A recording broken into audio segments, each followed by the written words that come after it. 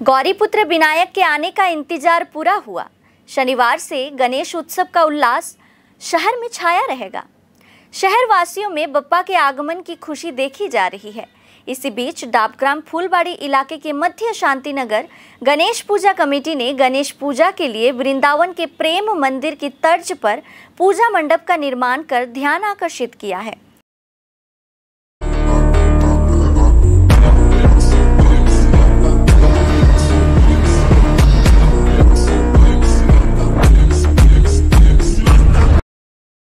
बताया गया है कि इस साल उनकी गणेश पूजा 7वें साल में प्रवेश कर गई है।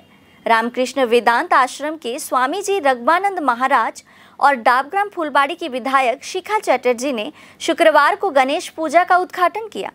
कल के उद्घाटन के बाद से ही पूजा मंडप में लोगों की भीड़ उमड़ रही है। पूजा के साथ साथ विभिन्न सांस्कृतिक कार्यक्रमों का भी आयोजन किया गया है। तो हमारे डाबग्राम 2 एर जे एलाकाबासी एवं गोटा शिलिगुड़ीबासी के आमरा गणेश चतुर्थीर आगाम शुभेच्छा जानाচ্ছি और सकल के अनुरोध करছি যে আমরা এই যে বৃন্দাবনের যে প্রেম মন্দির তৈরি করেছি আপনারা আসুন সকলের মিলে আমরা একত্রিত হয়ে এই পুজোটা উপভোগ করি। এই আশা তো সবার সাথে আছেই। আমাদের এই পুজো আপনার 7 বছরে পদার্পণ করছে। 7 বছর ধরে আমরা এই পুজো করছি। তো প্রতি বছরই আমরা চেষ্টা করি ভালো থেকে ভালো জিনিস করার।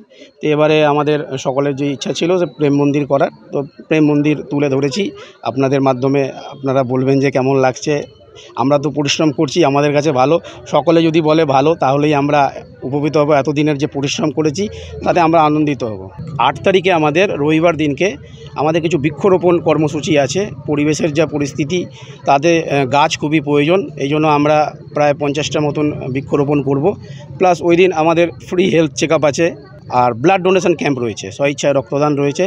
কেন রক্তের যে মূল্য সেটা যার হয় সেই জানে। আমরা ব্যানারের মাধ্যমে অনেক বোঝানোর চেষ্টা করেছি যে রক্ত যে কত প্রয়োজন। ব্লাড ডোনেশন ক্যাম্প সবাইকেই করা উচিত, সে পুজো হোক বা আলাদাভাবে হোক, ব্লাড খুবই দরকার। এই পুজো আমাদের আজকে 6 তারিখে শুভ সূচনা হচ্ছে। আমাদের এই পুজো 10 তারিখ মানে 6, 7, 8, 9, 10 তারিখে আমরা বিসর্জন করব।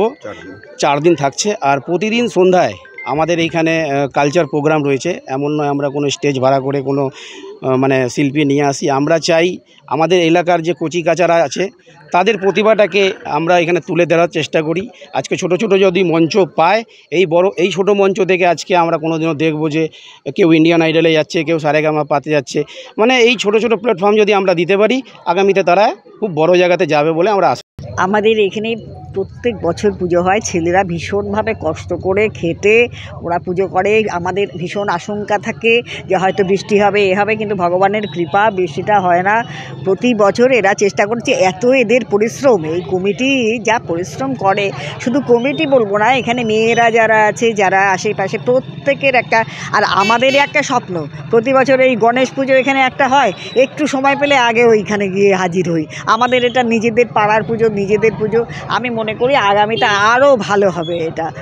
এরা শুধুমাত্র যারা গণেশ পুজো করেছে তাদের কথা বলছি না, যারা আলোকসজ্জা করেছে সেটাও কিন্তু একটা খুব সুন্দর হয়েছে। এখানে একটা বাচ্চাদের ফাংশনের ব্যবস্থা হয়, সেটাও কিন্তু প্রত্যেকের মনোরঞ্জন হয়। সারা বছরে সকলে কাজের মধ্যে থাকে, তার মধ্যে মানুষের মনে একটু বিনোদন, এই বিনোদনটা এখানে হয়। তা আমরা মনে করি এই পুজোটা এখানে যেন প্রতি বছর হয়, ভালোভাবে হয়। ভীষণভাবে ক্লাব ভীষণভাবে চেষ্টা করে।